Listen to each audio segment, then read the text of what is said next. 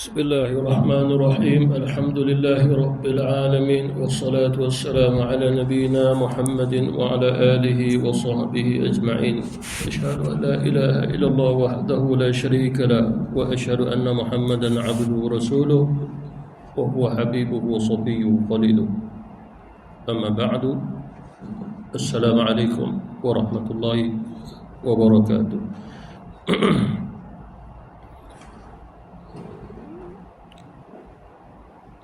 Baginda Rasulullah sallallahu alaihi wasallam pernah bersabda, "Man afaqa zawjaini fi sabilillah nudiya fil jannah." Ya Abdullah, hadha khairun, faman kana min ahli as-salati du'iya min babi as-salah. ومن كان من أهل الجهاد دعي من باب الجهاد ومن كان من أهل الصدقة دعي من باب الصدقة ومن كان من أهل الصيام دعي من باب من باب الريان. قال أبو بكر الصديق: يا رسول الله، ما على أحد يدعى من تلك الأبواب من ضرورة، فهل يدعى أحد من تلك الأبواب كلها؟ قال رسول الله صلى الله عليه وسلم: نعم، وأرجو أن تكون منهم. Baginda Rasulullah sallallahu alaihi wasallam pernah bersabda, barang siapa yang bersedekah, antaranya dia sedekah kenderaannya diguna pakai untuk fi sabilillah, termasuklah juga kelengkapan perang untuk fi sabilillah, disebabkan pada zaman Rasulullah ada kewajipan untuk jihad, memerangi musuh. Dan hukumnya adalah wajib seperti mana mendirikan salat, puasa Ramadan. Hanya saja kita pada hari ini ulama-ulama menyatakan tidak jatuh pada kefarduan yang mutlak, hanya jatuh fardu kifayah. Oleh kerana itu, sebagai sebuah negara yang ramai orang Islam, mesti ada tentera, mesti ada askar yang mereka akan bergerak ada fi sabilillah, khususnya di kalangan tentera-tentera yang Islam, yang beriman kepada Allah Subhanahu wa ta'ala. Lalu kata Rasulullah sallallahu alaihi wasallam, apabila dia bersedekah atas jalan Allah, maka nanti di akhirat Allah Subhanahu wa ta'ala memanggilnya.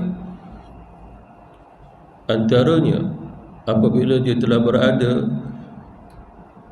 di hadapannya, yang mana di hadapannya itu terdapatnya beberapa pintu syurga yang telah terbuka buat dia.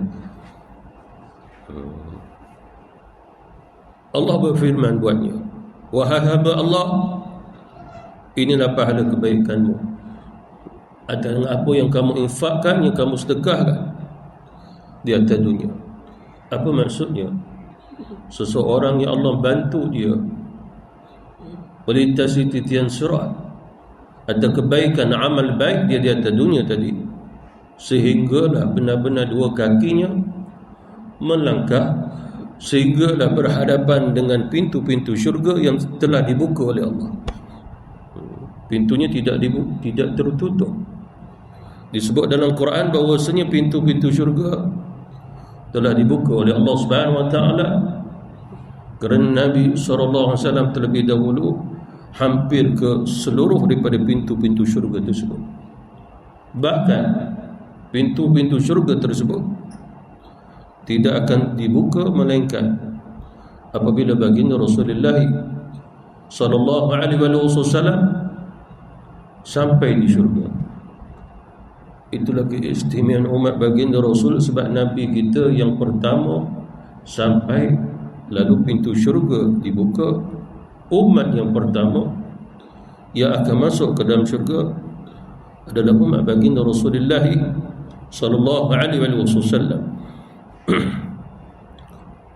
Kata Rasulullah sallallahu alaihi wasallam lagi, Barang siapa yang mendirikan solat, maka melalui pintu solat itu juga dipanggil, diseru kepadanya melalui pintu solat. Barang siapa yang berjihad kerana untuk menegakkan agama Allah Subhanahu wa ta'ala, maka akan diseru daripada pintu tersebut, iaitulah pintu jihad. Barang siapa yang bersedekah, yang tadi lebih khusus sedekah untuk jihad fisabilillah, yang ini adalah lebih umum, lalu dia akan dipanggil melalui pintu sedekah.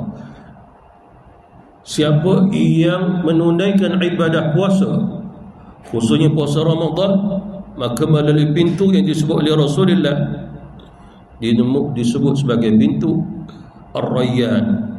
Kemudian Abu Bakar Siddiq radhiyallahu anhu bertanya, "Ya Rasulullah, adakah terdapatnya seseorang yang dipanggil melalui semua pintu-pintu?"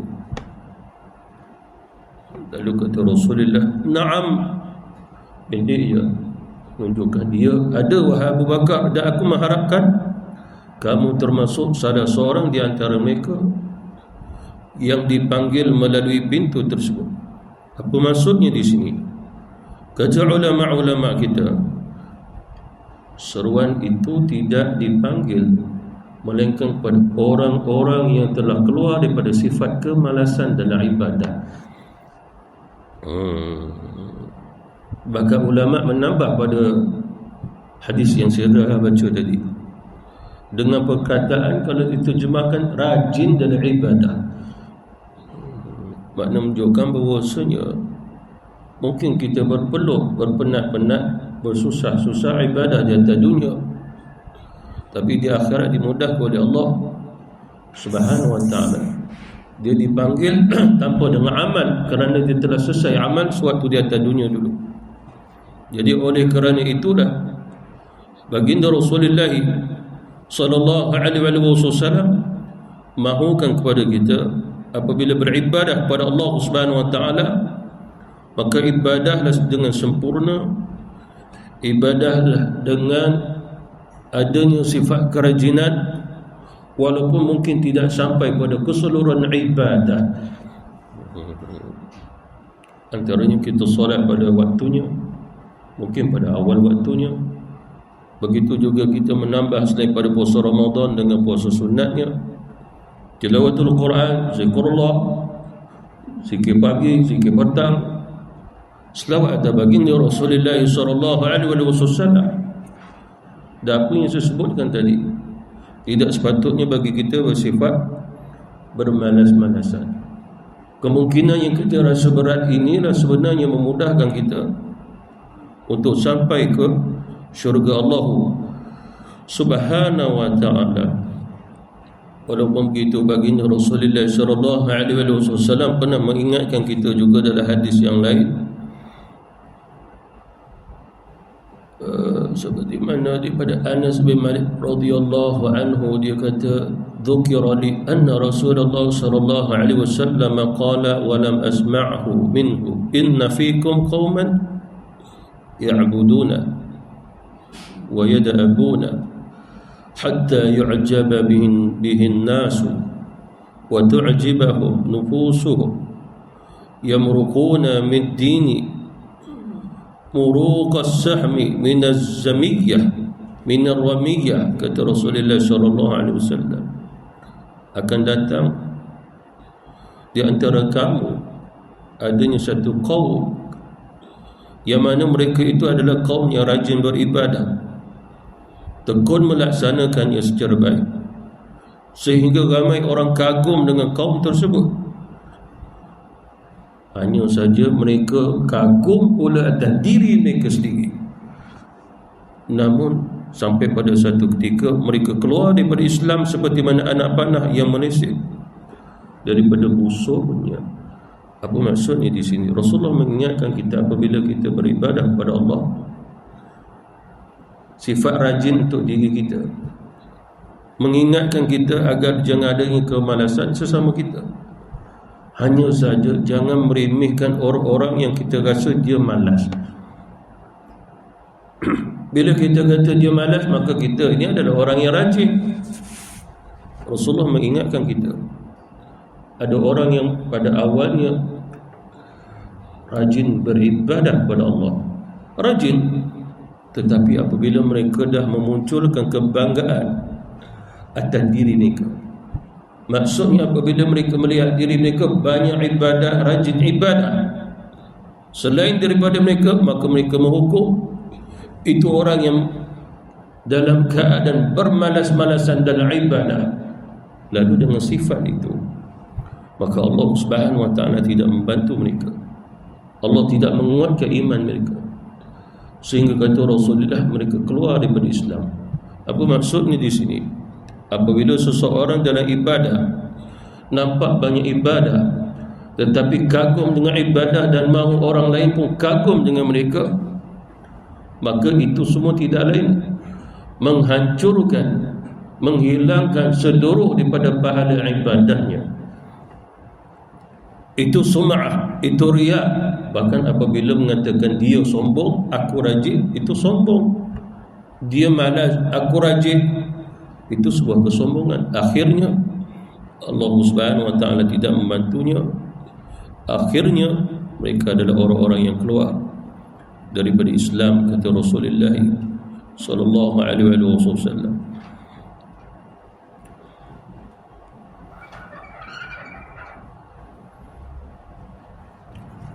Walaupun begitu, berkaitan ilmu, kita belajar untuk rajin, jadi rajin, tidak lain melainkan untuk manfaat diri kita. Sesuatu yang telah disampaikan oleh Rasulullah sallallahu alaihi wasallam, tidak lain untuk manfaat diri kita. Dan kita sedang mengakui walaupun kita mungkin berjaya mengamalkannya, tapi kita tidak mengatakan kita telah berjaya menjadi orang yang rajin. Mungkin satu ketika nanti Allah menguji kita dengan harta, menguji kita dengan pelbagai nikmat, sehingga kita dah bermalas-malasan daripada ibadah tersebut.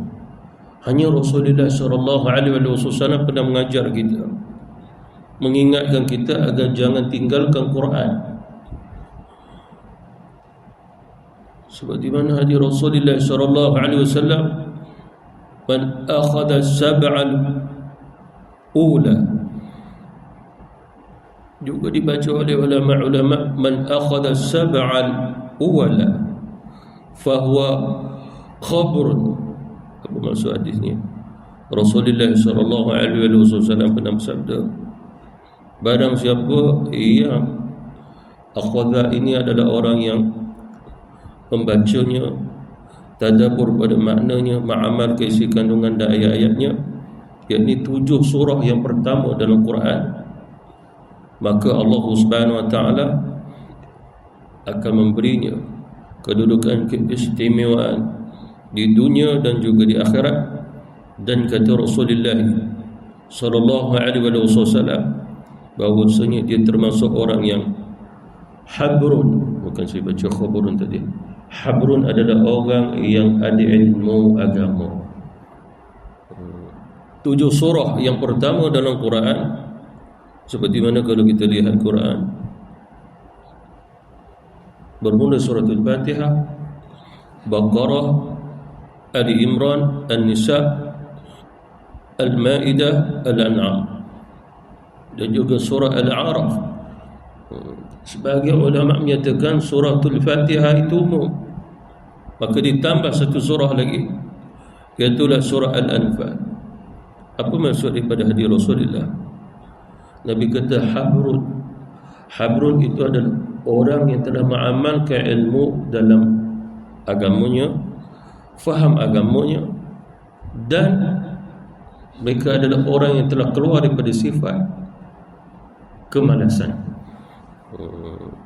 Apa maksudnya di sini? Maksudnya kalau sekiranya kita baca Quran ada tadabbur, tengok maksud ayat yang boleh kita faham, yang kita tak faham jangan kita buat-buat faham, yang kita tak faham jangan juga kita perah otak kita untuk faham. Disebabkan ada ayat Quran yang mana hukumnya mutasyabih, hanya Allah Subhanahu wa ta'ala saja yang tahu. Tapi ayat yang muhkamat yang kita tahu Allah Subhanahu wa taala menyatakan kebaikan bagi orang beriman, keburukan bagi orang-orang kafir, itu mudah kita memahaminya. Begitu juga Allah menyuruh kita untuk salat, untuk puasa, jihad, muzakarah, nuntut ilmu, mudah kita untuk memahaminya. Jadi apabila kata Rasulullah, seseorang di antara kamu belajar mengamalkannya, tadabbur 7 surah yang pertama dalam Quran, maka mengeluarkan dia daripada sifatnya kemalasan. Makna menunjukkan bahawasanya kerajinan itu tidak terikat dengan sesuatu selain daripada Quran. Kalau orang tu rajin berkaitan dengan duniawi, dia tidak disebut sebagai orang yang rajin pada ukhrawi. Rajin pada duniawi tidak memberi apa-apa di akhirat kelak. Jadi Rasulullah mengkaitkan kerajinan itu mesti ada hubungan ta'alluq. Dia mesti bergantung hatinya kepada Quran, kerana Quran adalah kalam Allah Subhanahu wa taala. Jadi oleh kerana itulah Rasulullah sallallahu alaihi wasallam mengingatkan kita agar sama sekali jangan kita meninggalkan untuk membaca kitab Allah Subhanahu wa taala. Jadi ini menunjukkan bahawasanya Nabi sallallahu alaihi wasallam tidak mengingatkan kepada kita seluruh surah, tapi Rasulullah sallallahu alaihi wasallam hanya memilih 7 surah yang pertama dalam Quran daripada 114 surah. Oleh kerana itu, apabila kita mendapat peluang untuk mempelajari 7 surah yang pertama dalam Quran, itu adalah sesuatu yang mengeluarkan kita daripada sifat kemalasan untuk mempelajari kitab Allah Subhanahu wa taala. Bahkan Rasulullah sallallahu alaihi wasallam mengajar kita untuk membaca doa, Allahumma inni a'udzu bika minal kasali wal bukhli wa 'adzabil qabri.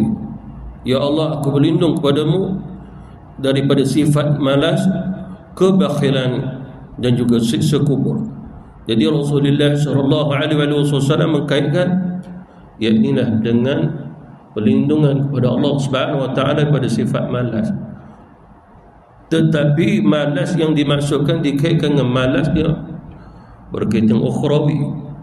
Dan naklah kita ketahui bermalasan daripada sudut ukhrawi adalah lebih lagi dikaitkan dengan ibadah kepada Allah Subhanahu wa taala. Seperti mana juga Rasulullah sallallahu alaihi wasallam mengajar kita, Allahumma inni a'udzu bika minal ajzi wal jubni wal bukhli wal kasali wal harami wa 'adzabil qabri. Yakni, ya Allah, aku minta lindung padamu daripada sifat lemah. Kadang-kadang lemah pada iman, bukan lemah pada tenaga, bukan lemah pada fizikal. Itu lemah pada imannya, lemah pada batiniyahnya, rohaninya. Kita mohon kepada Allah Subhanahu wa taala daripada sifat malas, sifat lemah tersebut. Wal jubni adalah sifat takut, yakni takut kepada sesuatu yang tidak sepatutnya dia takut. Minta lindung kepada Allah Subhanahu wa taala. Bagi contoh, ada orang lipas pun dia takut. Kebanyakan orang yang saya lihat di belakang-belakang tu takut lipas. Betul tak makcik? Pakcik takut lipas? Makcik dah angguk sebelum saya tanya. Takut. Padahal lipas tu kecil je. Kenapa kita takut lipas? Itu contoh pada fitrah manusia. Kadang-kadang takut bukan kerana dia nak makan kita, bukannya dia nak masuk dalam lubang hidung kita, dia lebih besar. Bukannya dia nak masuk dalam telinga kita, tetapi kadang-kadang kita geli, jijik tengok dia. Mungkin Allah Subhanahu wa taala menguji kita atas perasaan kita, tetapi kita tak boleh jatuh takut. Seperti mana kita melihat gempa bumi, seperti mana kita melihatnya huru-hara dunia yang kita lihat, menunjukkan bahawa sifat takut itu wujud. Bahkan seseorang itu melompat dia sewaktu dia solat kerana melintas di tempat sujud dia. Dia lintas je. Cuma dia kata, ustaz saya takut sebab lipas tu sempat kata, apa khabar? Selamat Hari Raya. Tu yang saya takut ustaz, sebab dia bersuara. Kita pun tanya balik, makcik tadi ada makan ubat? Ada. Ubat pun makcik makan. Ubat tu kalau saya makan pening-pening lalat. Betul lah lipas tu bercakap dengan makcik.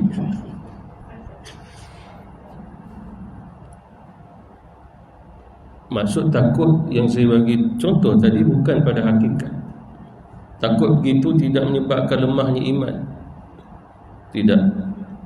Yang dimaksudkan takut di sini adalah itu orang-orang yang tidak Islam, yang tidak beriman kepada Allah, menakut-nakutkan kita, maka kita tak perlu takut. Datang Abu Jahal, ya Muhammad, kalau sekiranya kau bangun dakwah lagi, aku akan perintah tuan-tuan kami akan perintah tuan-tuan kami membinasakanmu. Ya Muhammad, kami ada Uzza, kami ada Lata, kami banyak berhala, dan Tuhan tu adalah berhala kami. Adakah perlu jatuh takut tak kala mana diancam dengan tuan-tuan patung tu, batu kayu tu semua? Maka tak perlu takut. Jadi itu yang maksudnya adalah mohon perlindungan kepada Allah Subhanahu Wa Taala pada sifat takut tersebut. Lebih-lebih lagi orang kata kat ujung tu ada hantu. Minta lindung kepada Allah pada sifat takut, kerana hantu itu jauh lebih lemah daripada kita. Terlalu lemah, sangat-sangat lemah. Kita lemah disebabkan kerana kita jatuh takut pada dia. Itu yang kita minta lindung kepada Allah Subhanahu Wa Taala daripada jubni wal bukhli, daripada sifat bakhil, wal kasali, ada dalam doa Rasulullah, dan juga sifat malas, wal harami, kita tua tapi jatuh sakit tua. Bila jatuh sakit tua, macam-macam dah tak ingat. Bila jatuh sakit tua, senang orang tipu dia. Betul. Makcik, ini duit makcik ni tak cukup, bagi duit unggu tu. Duit unggu tu bos RM1 makcik. Makcik beli RM15, bagi duit unggu tu. Betul. Makcik dah kena dia penyakit harami, penyakit tua. Makcik pun bawa keluar bagi duit unggu. Memang ada 5 keping dalam tu. Makcik RM5 lah, bawa keluar 5 keping, 500. Itu pasal mohon kepada Allah Subhanahu Wa Taala, jangan sampai walaupun kita tua, sampai dah tak kena warna dah, dan mudah ditipu orang. Jadi mohon perlindungan kepada Allah Subhanahu Wa Taala, dan juga wa'adzabil qabri, dan juga azab kubur setelah kita mati. Itu yang diajar oleh baginda Rasulullah sallallahu alaihi wasallam kepada kita. Selain daripada itu, disebutkan juga pada riwayat yang lain, Rasulullah sallallahu alaihi wasallam mengajar kita dengan doa yang lain dengan tambahan, dan dia ada 8 doa perlindungan. Antaranya mohon kepada Allah Subhanahu Wa Taala, Allahumma inni a'udzubika minal hammi, ya Allah, aku mohon kepadamu daripada rasa cemas. Cemas ni menyebabkan perasaan kita dah tak tenteram, tidak seimbang, cemas. Padahal segala takdir Allah pasti berlaku. Kalau yang kita cemas itu tidak ditakdirkan oleh Allah Subhanahu Wa Taala, maka tidak sepatutnya kita menjadi orang yang cemas sebenarnya. Seperti mana kita dulu katanya, nanti depan ni kita dah tak ada beras nak makan. Lepas tu ada orang mula cemas, pergi ke pasar raya, berebut-rebut, bahkan dekat dengan keluar, gaduh-gaduh, sampai tikam orang tu disebabkan apa? Hanya disebabkan roti saja. Di China, orang bagi video kat kita, China dah keluarkan macam-macam teknologi. Naik bukit dah tak pakainya nak tak perlu panjat dah, naik eskalator je. Buat matahari tiruan, Tapi kita kena tahu dalam dunia ni yang banyaknya kemusnahan, bangunan jatuh, pesawat jatuh, Cina juga. Meletup sana, meletup sini, kilangnya pun Cina juga. Kita kena tengok yang tu juga, jangan tengok apa yang dia buat. Selain daripada itu, Rasulullah mengajar kita wal hazani, daripada sedih pada sesuatu yang tidak sepatutnya. Makcik kenapa sedih? Oh, lipasnya lintas malam mati pula. Selalu lintas. Hari ni dah tak lintas. Tengok-tengok dah penyek, tak tahu siapa pijak. Cucu pun. Lalu makcik sedih. Sedih. Betul. Makcik sedih lalu makan tak? Lalu makan 4 pinggan. Betul. Itu contohnya. Maksud sedih di sini adalah sesuatu kesedihan yang dibina sampai jatuh pada mudaratnya. Ada orang yang betul-betul sedih pada emosinya, dah tak makan tak minum, mati tak makan tak minum. Ada orang yang sedih macam artis di Korea tu, bunuh diri dia. Bahkan ada juga orang Malaysia yang sedih bunuh diri juga. Dia tulis surat sebab dia sedih sangat dengan kehidupan dia. Dia tulis surat, dia sedih sangat dengan keluarga dia, lalu dia bunuh diri. Lalu Allah Subhanahu Wa Taala tidak mahu kita melakukan demikian. Tapi kalau manusia memilih atas takdir Allah, pasti berlaku juga. Macam kita tak makan, tak mau makan, kedua-duanya atas takdir Allah Subhanahu Wa Taala. Hanya saja jangan manusia tersilap dalam memilih. Mengapa awak sampai nak bunuh diri? Pak saya lari. Tak apalah, dia lari, banyak lagi awak boleh cari power lain. Saya pun boleh juga. Oh, betul. Betul awak nak saya? Betul. Tak jadi bunuh diri. Tawakallah diri, bukan susah pun. Bila dia dah tak lompat, dia selamat. Daripada lompat, dia mati. Betul. Lepas tu sedih balik nak bunuh diri. Sebab apa? Kita tipu dia. Betul. Kita jaga macam tu nak selamatkan dia. Betul. Ini contoh saja, tapi walaupun begitu Rasulullah sallallahu alaihi wasallam ajar kita mohon kepada Allah Subhanahu Wa Taala janganlah sedih sampai memudaratkan diri dia. Ada seseorang ini datang nak berubat anak dia kemurungan, kesedihan. Dah tahun 4 di universiti dah. Tapi tak tahulah boyfriend lari ke apa ke, sedih dia. Sampai peringkat mudarat diri. Sedihnya macam mana? Mak dia kata dia dah tak mau mandi lah. Muka cantik tapi tak mau mandi, macam artis Korea. Betul. Bayangkan muka artis Korea tapi tak mau mandi. Bukan saja tak mau mandi, makan tak mau, keluar daripada bilik pun tak mau, mak dia kata. Bila dia tengok kita kan, keluar pula. Bila dia tengok kita kan, hilang sedih. Kita pun dah susah hati betul-betul. Kita pun buat dah sirih jampi agar lupakan kita. Kita ni hantuah sebenarnya. Ini contoh, tapi banyak sebenarnya berlaku. Atau Rasulullah sallallahu alaihi wasallam minta lindung kepada Allah daripada kesedihan yang memberi mudarat. Wal ajzi, yakni sifat, yakni dalam keadaan sifatnya adalah lemah. Wal kasali, sifatnya adalah malas. Wal bukhli, sifatnya bakhil. Paling besar kebakhilan. Bukan dia tidak mau sedekah, sebab sedekah itu sunnah. Paling besarnya kebakhilan adalah dia tidak mahu belajar agama untuk manfaat diri dia. Itulah yang paling bakhil. Rasulullah mengajar kita. Salah satu sifat orang yang bakhil adalah apabila namaku disebut, maka dia tidak mahu selawat atasku, walaupun mungkin sekali. Daripada banyak kali dia dengar nama Rasulullah disebut, bakhil dia, tak berminat. Maka Rasulullah kata, itulah orang yang bakhil pada hakikatnya.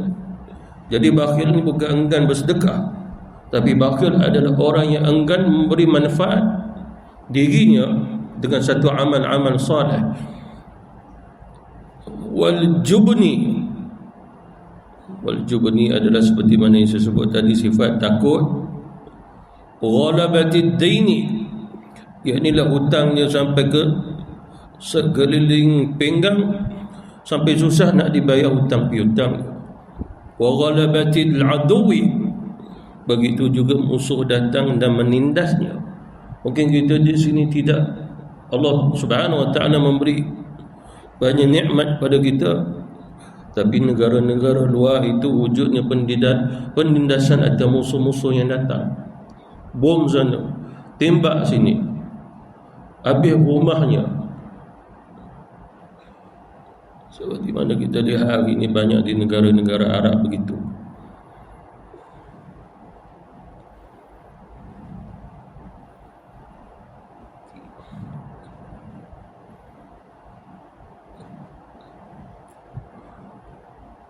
Dalam hadis yang lain, Rasulullah sallallahu alaihi wasallam, bila orang datang kepada Nabi buat satu bay'ah, buat satu janji taat setia pada Nabi, itu nama bay'ah. Ya Rasulullah, aku hadir, aku datang untuk bay'ah.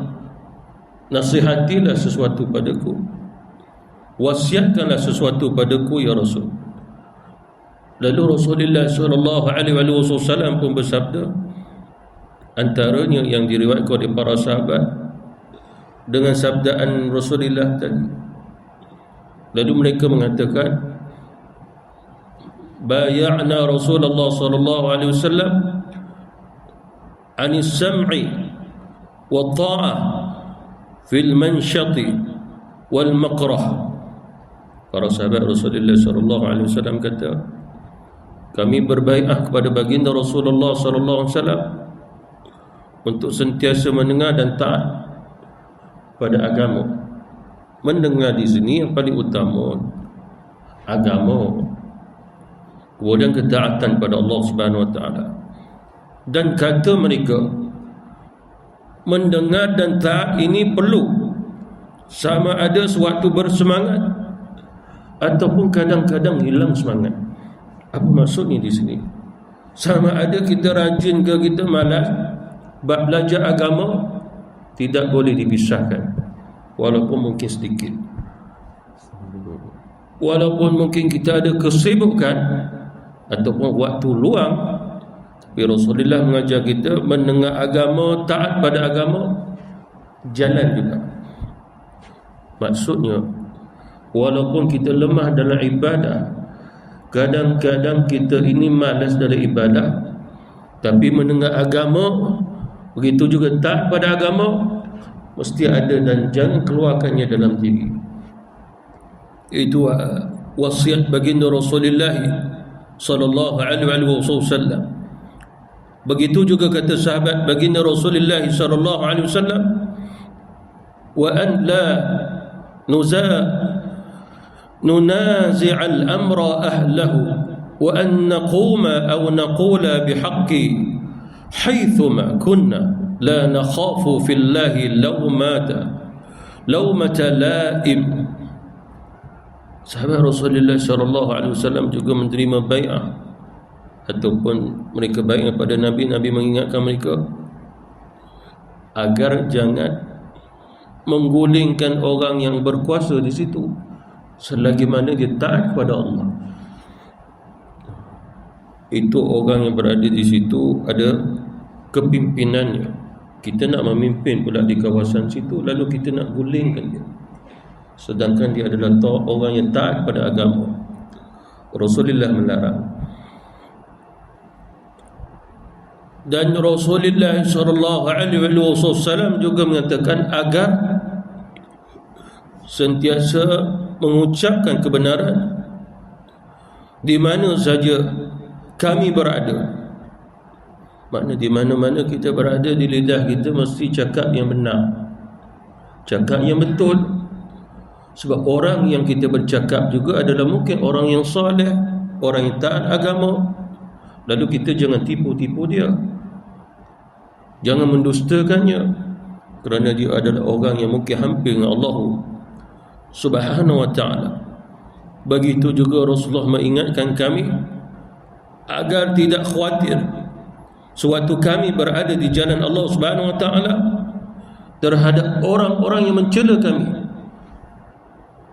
Maknanya ada di antara sahabat Rasulullah apabila beribadah orang mencela ibadahnya, jangan dihiraukan apa yang dicelanya. Sebab ibadah kita hanya untuk Allah Subhanahu wa ta'ala. Sama ada orang nak memuji ataupun nak mencela, tidak perlu kita terasa apa-apa kerana ibadah kita bukan untuk dia. Tak perlu membawa dia dalam hati, jiwa dan pemikiran kita. Dia sudah ibadah kepada Allah Subhanahu wa ta'ala. Bahkan para sahabat Nabi, biasa orang-orang munafik akan mencela mereka. Mereka datang, kalau kamu berjihad dengan Muhammad, kami tidak akan bantu kamu. Apa maksudnya? Dulu mereka membantu sebahagian pada sahabat. Bila mereka tahu sahabat ni ikut Nabi berjihad, mereka tidak akan bantu lagi.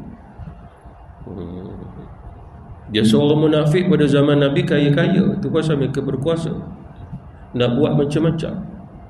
Bahkan sampai peringkat nak ambil Madinah. Antaranya Abdullah bin Ubay bin Salul namanya. Begitu juga sebahagian orang munafik mencela. Kamu fikir masak-masak, kamu ada keluarga, ada ibu bapa, ada anak isteri. Kalau kamu pergi berjihad dengan Muhammad, seolah-olah kamu pergi membiarkan diri kamu dibunuh musuh, nyawa kamu akan terbang. Fikir masak-masak dulu. Kami akan membiayai kamu, kami akan memberi harta kepada kamu. Bahkan tidak ada gunanya kamu mengikut jihad bersama Muhammad, seolah-olah Muhammad mengumpulkan manusia untuk pergi mati saja. Itu adalah lafaz mencela dengan apa yang dibuat oleh Rasul. Lalu Rasulullah SAW bagi tahu, jangan kamu hiraukan celaan daripada mereka. Sebab celaan itu bukannya hakikat. Bahkan Nabi mengajar kita, apabila orang mencela kita, melaknat kita, kita di sisi Allah tidak mendapat celaan dan laknat, maka celaan dan laknat itu jatuh pada dia. Sebelum dia mati pasti dia akan dilaknat, dicela oleh Allah kalau dia tidak bertaubat kepada Allah Subhanahu wa ta'ala. Wallahu ta'ala alam. Jadi itulah antara hadis-hadis yang kita dengar pada malam ini adalah syifa, penawar buat kita tentang ibadah-ibadah yang diperintah oleh Allah Subhanahu wa ta'ala, agar kita melakukannya dengan sebaik mungkin, walaupun tidak banyak. Walaupun kita mungkin mengkhususkan ibadah pada perkara yang fardu, khususkannya, tapi laksanakan dengan kesempurnaan, dengan sebaik-baiknya.